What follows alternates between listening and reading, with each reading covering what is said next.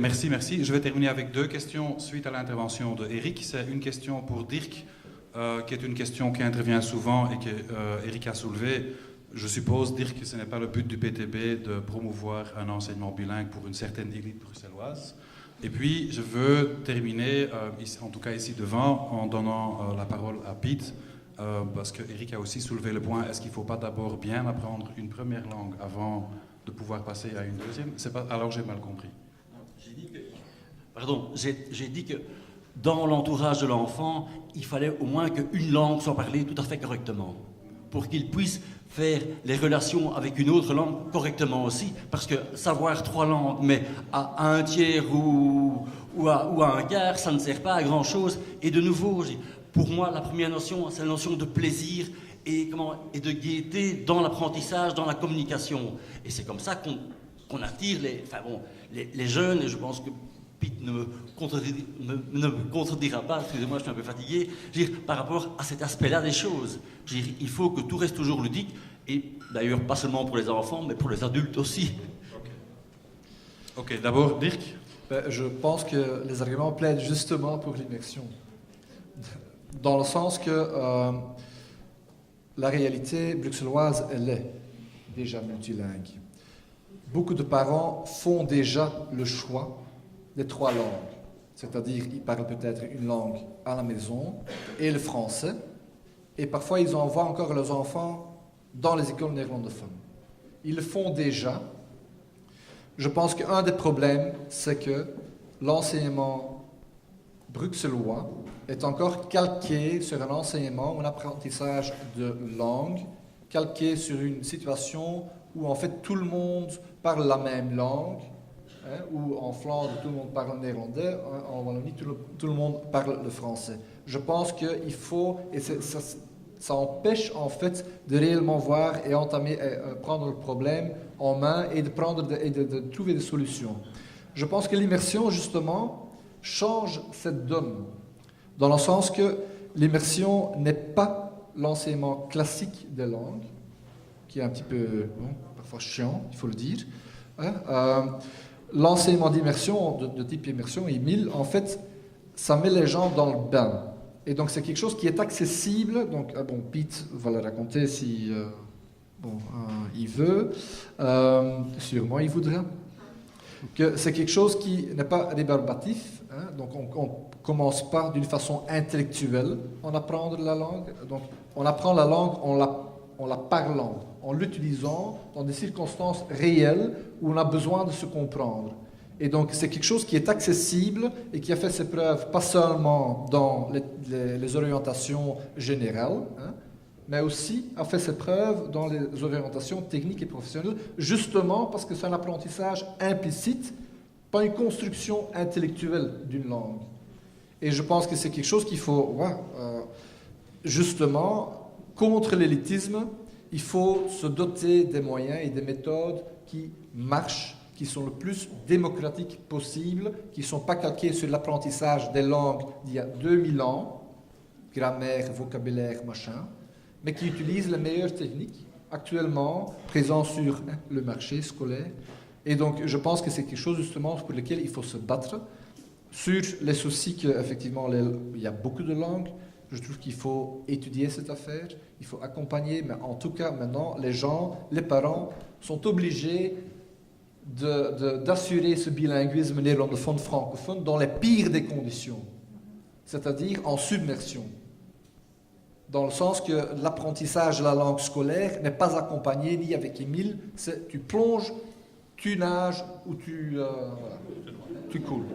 Et donc je pense que c'est justement la chose qu'il faut éviter à Bruxelles. Et donc Émile a fait ses preuves ailleurs aussi. Utilisons ces expériences, dotons les écoles comme outil aussi pour pouvoir amener le plus de jeunes possible, aussi dans les quartiers populaires, au bilinguisme et au multilinguisme. Je veux utiliser la remarque sur bien connaître une langue et que ça doit être chouette. Je crois que c'est une remarque qui revient, que j'entends souvent quand je parle de l'enseignement immersion, les classes bilingues. Est-ce que Pete peut répondre là-dessus? Et après, j'aimerais bien le public aussi puisse poser des questions à... J'aimerais Oui. dire quelque chose. Tu veux Parce aussi que lui, intervenir? je ne sais pas si il faut être membre du parti pour parler 3 fois. Non. Moi, je ne sais pas si sinon. Désolé. Tu veux intervenir alors d'abord? Oui, parce que je pense que l'apprentissage, et pour que ça soit agréable, ça doit être utile quelque part. Et donc cette utilité se crée aussi. Donc il y a des recherches par exemple qui disent pour l'apprentissage, je pense qu'en francophonie, on doit apprendre à regarder les films et la télévision dans la langue originelle et sous-titrée. Comme ça, on apprendra au moins que les cow-boys ne parlent pas français, mais anglais. On apprend à lire les sous-titres et on apprend aussi, parce que là aussi, il y a des données très claires que ceux des enfants, parce que si c'est les enfants qui regardent quand même l'écran pas mal, qui sont confrontés dans ce cas-ci avec l'anglais et sous-titré et traduit, apprennent aussi plus facilement l'emploi des langues différentes. Deuxième remarque, si vraiment à Bruxelles, on a besoin de bilingues, qu'au moins au niveau des médias, de la presse, disons, de la représentation politique, on le fasse aussi. Et c'est-à-dire que les partis politiques de la même idéologie ou à peu près apprennent à collaborer et à débattre en différentes langues la même chose, que les syndicats travaillent tous ensemble et pas selon simplement l'institutionnel. Par exemple, dans ce qui est communautaire, les syndicats sont scissionnés, aussi ont des positions différentes. Donc tout cela, l'État belge a scissionné aussi la société et donc on discute et le mental et l'emploi de la langue, mais construction d'une carte mentale, est vraiment segmenté et fragmenté. Et donc je pense qu'à Bruxelles, il faut aller à contre-courant de cela sur les différents terrains et ne pas accepter ces augmentations et ces fragmentations. Et vous allez voir comment c'est utile alors, si on veut maintenir son influence, d'apprendre l'autre langue, de s'insérer dans cette interculturalité. Oké. Mirjam. Ik vind dat wij toch één reden om een beetje optimist te zijn. Dat is dat wegens de 6e staatshervorming is daar tenminste iets gelukt dat wij als gewest erkend zijn. En wij zijn administratief, politiek een tweetalig gewest. En dat is een hele grote uitdaging, dat is een hele groot succes. Want Eric Cohen heeft gezegd, l'institutionnel est en principe monolingue. Non, c'est l'institutionnel communautaire ou c'est l'institutionnel des partis politiques qui se sont scindés depuis plus de 50 ans maintenant selon les langues. Mais nous avons cette chance en région bruxelloise de construire un savoir-vivre multilingue et en particulier dans l'horizon qui est que tout le monde au minimum connaisse bien les 2 langues nationales. Mais pour moi, c'est un long chemin, c'est un horizon, c'est un objectif à long terme. Mais de grâce, je pense qu'on doit être extrêmement rationnel et extrêmement concret pour construire ces choses pas à pas, pour que ça ne fasse pas trop de dégâts. Pour l'instant, tu dis le français c'est la lingua franca, mais attendez, il y a des écoles à Schaerbeek où les enfants sont à l'école en français, mais connaissent 200 mots de français, en humanité, connaissent 200 mots de français. Et Baragouin, un turco-français. Donc il y a un gros problème.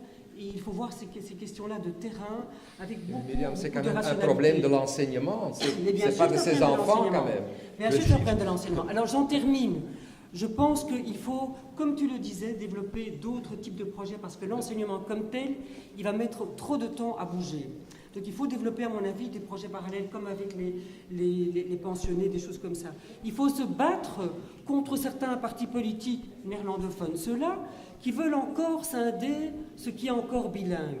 Je pense aux clubs de sport, par exemple, les clubs d'athlétisme. Ils étaient bilingues à Bruxelles et il y a des partis politiques qui ont voulu les scinder, en faire des trucs communautarisés. Mais non, de grâce, laissons les sportifs ensemble, parler les 2 langues ensemble. Et donc je pense que dans tout ce qui est loisirs, il faut développer et encourager des espaces où on se rencontre, où on parle les deux langues. Alors il faut vraiment prendre un pas en arrière sur les réformes d'État. Il faut retourner à la 4e ou 3e. Actuellement, c'est interdit. Donc je connais bien la matière parce que dans nos maisons de jeunes Vous avez même ont pas dû hein. se séparer et par les deux côtés. Hein. Les Donc, deux côtés. la communauté française aussi interdisait notre ASBL néerlandophone de toucher des subsides néerlandophones et francophones. Et donc, on devait créer l'ASBL francophone. Une ASBL bilingue n'était même pas suffisante, séparée. Oui, c'est l'Afrique du Sud. Et donc, je trouve que... Oui. La zinnige parade est 2 ASBL. Oui. On essaye depuis 10 ans d'avoir une organisation et c'est interdit par les subsidiants. Et donc, on va même dire plus, si on achète, je suis dans le conseil d'administration, si on achète du textile avec une facture en français, on ne peut pas la soumettre pour les subsides de la VGC. Ou si on a une affiche bilingue, on ne peut pas la soumettre à la COCOP. Hein. Ok. Donc c'est quand Jean- même c'est j'entends la par- réalité. Quand même. J'entends par tout le monde un plaidoyer pour quand même une situation bruxelloise où les ASBL, le sport, etc. doit être unifié, doit être multilingue. On n'a pas parlé seulement de la nécessité au niveau du travail pour trouver du travail pour les jeunes, mais même au niveau d'avoir une Bruxelles qui fonctionne, au niveau des subsides, au niveau des loisirs, au niveau du travail, au niveau de l'organisation des écoles, etc. Donc ça, je crois qu'à ce niveau-là, on a un message clair à ce que moi je comprends de la soirée. Je vais être têtu et quand même encore donner la parole à Piet avant de la donner à vous. Après à Isolde, qui est dans le public. Tu seras la première. Mag ik een hele kleine suggestie doen? Ja. Ik vind het allemaal super interessant, maar ik kan tot nog toe de dokter van Erik niet helemaal ongelijk geven dat hij niet heel veel moeite doet om Nederlands te leren, want jullie antwoorden steeds echt in het Frans. With all respect, maar het zou leuk zijn om af en toe, denk ik ook voor het publiek, een klein interview Absoluut. Ja, oké, dat is goed. We hebben vertaling. Ja. Je hebt gelijk. Ja, ok. Helemaal gelijk. Donc on n'a pas seulement le plaidoyer d'une situation bruxelloise, mais aussi de l'appliquer ici. Dus we gaan hier ook een beetje meer in de tweetalen. Ik heb dat eerlijk gezegd, Isolde, niet gedaan, omdat ik zelf dikwijls op de stoel van vertaler zit en dat is om gek van te worden. En als er altijd van taal wordt geswitcht om te tolken, weet je op den duur niet meer in welke taal dat gaan tolken zijn. En dikwijls tolkt je dan in het Nederlands, zodat er in het Nederlands gezegd wordt. Maar bon. Naar Piet van de Kraan. Piet, kan dat immersieonderwijs en is dat dan niet ten koste van één taal en is dat wel tof, immersieonderwijs? Oh là là. Bon, je vais quand même continuer en français. Je parlerai avec madame en néerlandais pendant la pause. Alors, voilà.